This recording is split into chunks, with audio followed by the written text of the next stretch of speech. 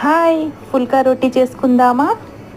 ముందుగా బౌల్లోని గోధుమ పిండిని తీసుకొని కొంచెం సాల్ట్ వేసి వాటర్ వేసి చక్కగా ముద్దలాగా ఒత్తుకోవాలి.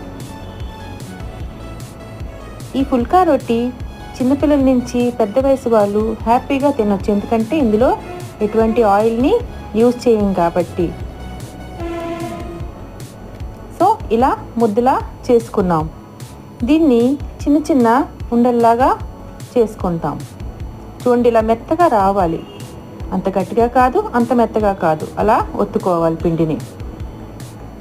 ఇప్పుడు ఇలా చిన్న చిన్న ఉండల్లా చేసుకొని ఉంచుకోవాలి.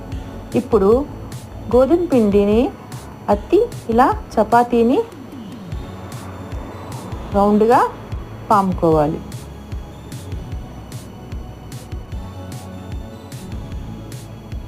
ఇలా రౌండ్గా పామేసాక స్టవ్ ఆన్ చేసి పెనం పెట్టి ఈ చపాతీని, అదే ఫుల్కా రోటీని వేసి చక్కగా రెండు వైపులా కాల్చుకోవాలి.